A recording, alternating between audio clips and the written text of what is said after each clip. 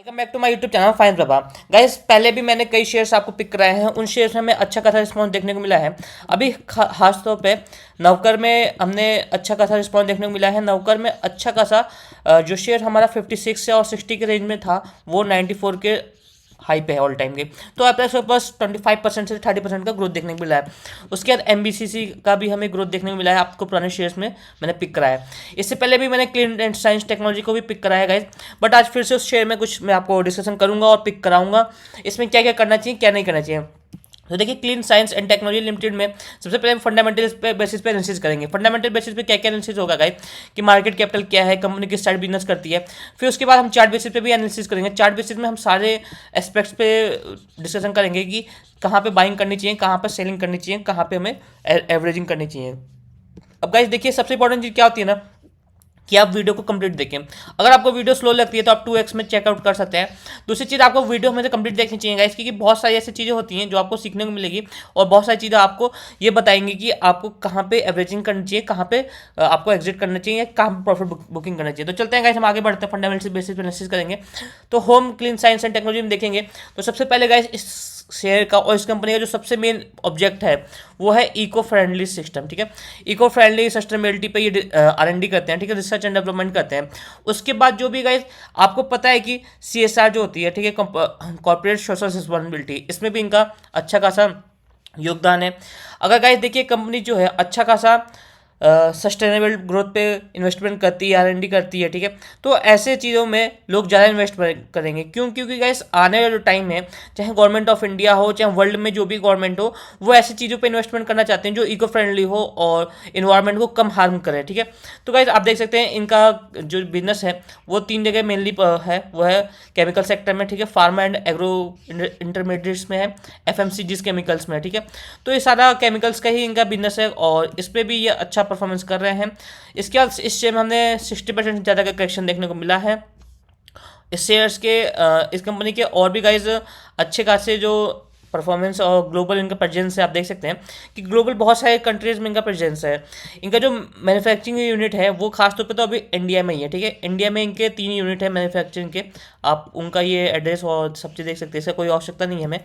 और ग्लोबल में जहाँ पे ये रिसर्च करते हैं, ठीक है, जहाँ पे ये R&D करते हैं या फिर जहाँ पे इनका काम चल रहा है, वो ये ब्लू टिक्स में सारी जगह पे है। आप देख सकते हैं US पे भी है, मैक्सिको में भी है, UK, फ्रांस, अच्छी अच्छी जगह पे इनकी इस्टेब्लिशमेंट है। और वेयर हाउस जहाँ पे ये स्टोर भी करते हैं, रशिया में है, चाइना में है, ताइवान में है, साउथ कोरिया में है, जापान में, यहाँ पे इनके वेयर हाउस भी है। ऑस्ट्रेलिया तक में भी है इस कंपनी का, और अर्जेंटीना में भी, चिल में भी है।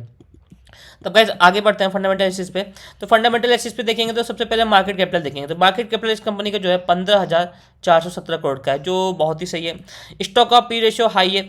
अब गाइस देखिए, स्टॉक का पी रेशियो हाई है, इस वजह से हमें करेक्शन देखने को मिला है, 60% से ज़्यादा का करेक्शन देखने को मिला है। अब इसका क्या करना चाहिए गाइस, देखिए जो लोग लॉन्ग टर्म में बाइंग करेंगे, ठीक है, देखिए हमेशा इक्विटीज़ में आपको लॉन्ग टर्म में इन्वेस्टमेंट करना चाहिए। ऐसा नहीं है कि आपने आज इन्वेस्टमेंट किया और 6 महीने बाद आपने विड्रॉ कर लिया। ऐसे में गाइस आपको ज़्यादा अच्छा प्रॉफिट नहीं होगा और आप बार बार पछताएंगे और हाई पे खरीदेंगे। देखिए ऐसे में क्या आपको कंक्लूजन मिलेगा कि आपने मान लीजिए आज 1450 पे खरीदा और 1600 पे आपने बेच दिया। ठीक है, मार्केट थोड़ा सा नीचे आया 1550 के आसपास, तो आपको तो थोड़ी सी खुशी होगी कि अच्छा मैंने बेच दिया। लेकिन जब मार्केट यहाँ सीधा 2 से 3 दिन में या 2 हफ्तों में 2000 के आसपास का रैली देगी, तो आपको रिग्रेट फील होगा कि क्यों मैं निकल गया। फिर आप क्या करेंगे ना, कि आप 1900 के आसपास पे शेयर को बाय करेंगे, 1900 के आसपास शेयर को बाय करेंगे और फिर आप और गिरावट देखते हुए 1700-1600 पे फिर बेचेंगे या फिर आप फंसे रह जाएंगे। तो ऐसे में गाइस हमेशा शेयर में लॉन्ग टर्म में इन्वेस्टमेंट करना चाहिए और बहुत जल्दी पैसा ना निकल आए। इसके बाद गाइस स्टॉक का पी रेशियो जो मैं बात कर रहा था, तो पी रेशियो 56 है। तो इसमें हमें करना क्या चाहिए गाइस ना, कि अगर स्टॉक का पी रेशियो डाउन होता है, ठीक, तो उस हिसाब से हमें करेक्शन देखने को भी मिलेगा। तो जब भी करेक्शन देखने को मिलेगा तो पी रेशियो डाउन होगा।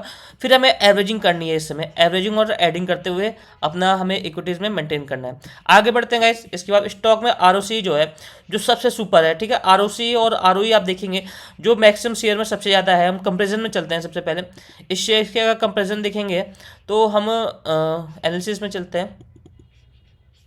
तो देखिए गाइस, इस शेयर के जो कॉम्पिटिटर हैं, खासतौर पे खासतौर पे देखिए पिडलाइट इंडस्ट्रीज़ है, एसआरएफ है, सोलर इंडस्ट्रीज़ है, लिंड इंडिया है, गुजरात फ्लोर करके है, दीपक नाइट्रेट है, टाटा केमिकल्स है, क्लीन साइंस है।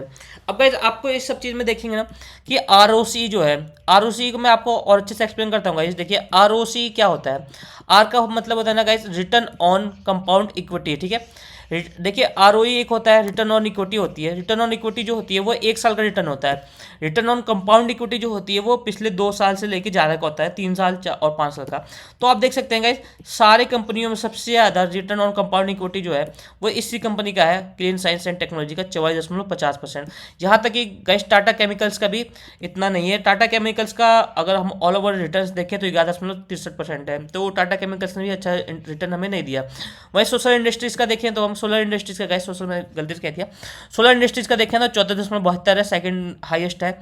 इसके बाद हम देखें तो दो कंपनी और हैं जो थर्ड हाईएस्ट हैं, और फिर ऐसे ही गाइस और सारी कंपनीज हैं जिसे आप देख सकते हो। आगे बढ़ते हैं गाइस शेयर पे, हम शेयर का और एनालिसिस देखते हैं। तो अगर हम आरओई देखें तो 33.2% है। शेयर में डिविडेंड यील्ड मिलती है 0.35%, जो बहुत ही अच्छी चीज़ है। और इंडस्ट्री का पी रेशियो जो है स्टॉक का वो 32.8 है। और पाइटर्सकी स्कोर जो है गाइस हमारा, पाइटर्सकी स्कोर जो है 3 के नीचे है, अप्रॉक्स 3 है सही। तो गाइस 5 और 6 के नीचे जो पाइटर्सकी स्कोर होता है बहुत ही अच्छा होता है। कहीं देखिए किसी कंपनी में रिटेल इन्वेस्टर्स को इन्वेस्ट कब करना चाहिए, ठीक है, और किसी कंपनी पे रिटेल इन्वेस्टर्स का ट्रस्ट कैसे बना रहेगा, वो ट्रस्ट कब बनता है जब जो उसके प्रमोटर्स हैं, जो उसके इन्वेस्टर्स हैं, वो इस कंपनी पर अपना ट्रस्ट दिखाते हैं। अब हमें ये देखना है कि इन्वेस्टर्स कैसे इस पर अपना ट्रस्ट दिखा रहे हैं। अगर प्रमोटर्स की होल्डिंग देखें तो गाइस प्रमोटर्स की होल्डिंग 94.65% से, ठीक है, घट के 74.98% हुई है। अब ऐसा क्यों हुआ है? देखिए सेबी का रूल बुक है, ठीक है, सेबी के रूल बुक के अकॉर्डिंग आपको अगर अपना शेयर एनएससी या बीएससी में लिस्ट करना है तो आपके प्रमोटर्स की होल्डिंग जो है 75% से कम होनी चाहिए, नहीं तो आपको डीलिस्ट कर दिया जाएगा या फिर आप पे अलग तरीके से एक्शन लिया जाएगा। ऐसा बहुत शेयरों में आपने देखा होगा। अभी आपने खास तौर पे आईआरएफसी में देखा होगा, रेल विकास निगम में देखा होगा, वहाँ पे भी कंपनी ने नहीं गवर्नमेंट ने अपना शेयर जो है कम किए हैं और उसको बेचे हैं, तो ओपन बल्क में शेयर को सेल किया है। तो ऐसे में गाइज प्रोमोटर्स की होल्डिंग्स कम तो हुई हैं, बट आपको ये डिट्रस्ट करने के लिए नहीं हुई है। ये एक्चुअल में देखिए अगर जो भी होल्डिंग्स कम होंगी गाइज किसी न किसी के पास जाएंगी। यहाँ पे जब 94.65% था, यहाँ 78 पॉइंट आया, ठीक है, तो देखिए होल्डिंग यहाँ से किसी न किसी पास आएगी। पब्लिक ने सबसे ज़्यादा होल्डिंग कैप्चर की है, इसके बाद दूसरी होल्डिंग कैप्चर की है डीआईएस ने, और थर्ड हाइएस्ट कैप्चर की है एफआईएस ने। आगे बढ़े हम तो देखें कि एफआईएस की जो होल्डिंग है, ठीक है, वो एक्चुअल में बढ़ी ही है। एफआईएस ने होल्डिंग 3.88% से 6.01% कर दी है। डीआईएस की होल्डिंग 4.73% से 5.23% हुई है। तो डीआईएस ने इस क्वार्टर में इतनी होल्डिंग कम की है। और जो अगर हम देखें रिटेलर्स की होल्डिंग्स गाइस, तो रिटेलर्स की होल्डिंग्स भी एज ए इक्वल है, ना इन्होंने बढ़ाया ना घटाया, मतलब कुछ परसेंट की ही मोमेंटम देखने को मिली है। ऐसा क्यों हुआ है गाइस, ये हम चार्ट पे देखेंगे। तो गाइस मैंने आपको पहले ही बताया था कि चार्ट बेसिस पे हम देखें तो शेयर में 60% ज़्यादा का करेक्शन देखने को मिला है। और देखिए शेयर जो है हमारा यहाँ पे 60% से भी ज़्यादा का हमने करेक्शन देखा है।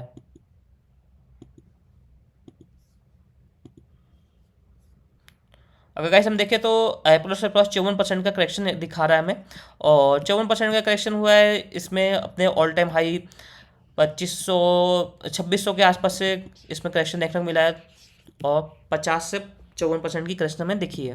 अब गाइस देखिए इस शेयर में रिटेलर्स का इन्वेस्टमेंट क्यों कम हुआ है, वो उसका कारण आप देखिए, या रिटेलर्स अपना इन्वेस्टमेंट क्यों नहीं बढ़ा रहे, या एज ए इक्वल बढ़े हुए हैं, कुछ इस वजह से, ठीक है। ये जो कंसोलिडेट हो रखा है और मार्केट एक जगह स्कैंडेंट हो रखा है, ठीक है गाइस, इस वजह से रिटेलर्स का पोर्शन नहीं बढ़ रहा। एफआईडीआर भी पैसा भी नहीं लगा रहे, इस वजह से शेयर्स में जो है हमें अच्छी ग्रोथ देखने को नहीं मिल रही। लेकिन गाइज आप सबको ही पता है कि जिस दिन रिटेलर्स शेयर्स अपना सेल करेंगे उस दिन इसमें एफआईडीआर अपना पैसा लगाएंगे और शेयर्स को अच्छे खासे लेवल्स पे ले जाएंगे। अब गाइज देखिए मैंने इस चीज़ में कुछ चीज़ें आपको दिखाने के लिए ये ट्रेंड लाइन ड्रॉ की है।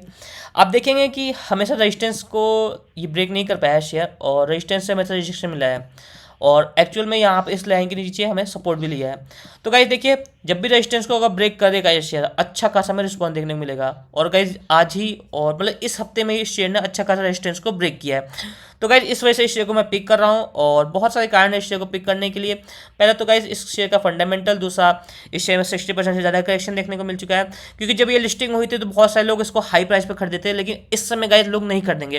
क्यों नहीं खरीदेंगे गाइज? इसमें गिरावट आ गई है, तो लोगों को ऐसा लगेगा कि शेयर जो है खराब हो गया, बट ऐसा नहीं होता गाइज।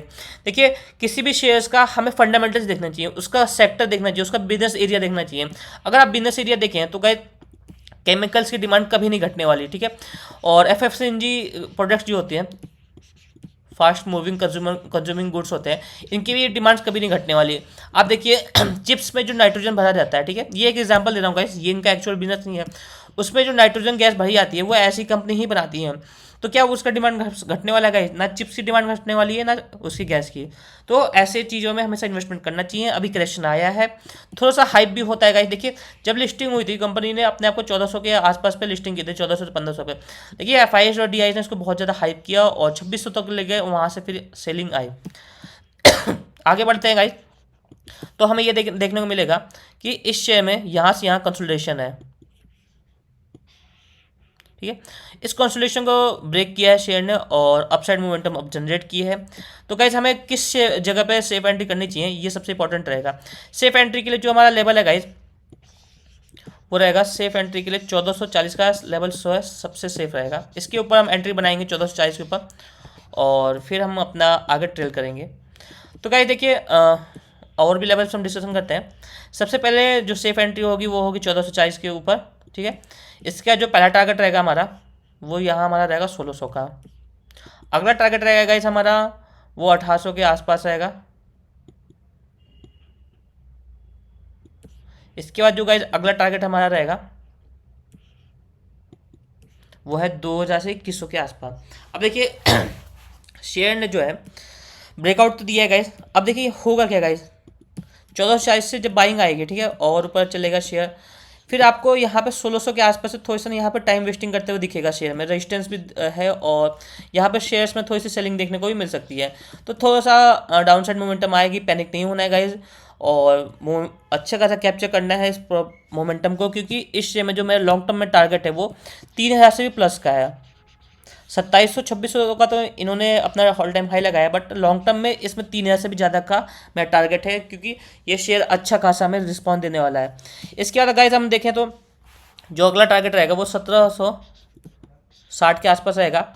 यहाँ पे हमें देखिए सपोर्ट मिला है, ठीक है, यहाँ पे रेजिस्टेंस भी मिला है, और कई बार यहाँ पे सेलिंग आएगी, बाइंग आएगी। इस लेवल को ब्रेक करता है तो अगला टारगेट 2100 का रहेगा इस शेयर में। तो 2100 के टारगेट में भी गाइज हमें अच्छा खासा प्रॉफिट मिलेगा। अब भाई देखिए, कुछ चीज़ें जो आपको सोचनी चाहिए, समझनी चाहिए। आपको ये चीज़ एक दिन में नहीं मिलने वाली। अब मैं आपको एक चीज़ इंपॉर्टेंट बताना भूल गया था गाइस, ये जो चार्ट हम देख रहे हैं ना, वो ये 1 वीक का चार्ट है, ठीक है, मतलब वीकली चार्ट है। आपको ये जो एक कैंडल्स बनते हुए दिख रही हैं वो 1 वीक में बनेंगी। तो आपको गाइज ये चीज़ अपने दिमाग में रखना है, आपको यहाँ से यहाँ पहुँचने में बहुत टाइम लगेगा, ठीक है। तो आप ये बिल्कुल ना सोचें कि मैंने आज पैसा लगा दिया 1 लाख रुपया और मैं कल बहुत बड़ा रिचेस्ट पर्सन बन जाऊंगा या प्रॉफिटेबल आदमी बन जाऊंगा। ऐसा नहीं होता गाइस, ठीक है। स्टॉक मार्केट जो है ना, पेशेंस का खेल है, और आपको बिना पेशेंस के स्टॉक मार्केट में बिल्कुल प्रॉफिट नहीं बना पाओगे, ठीक है।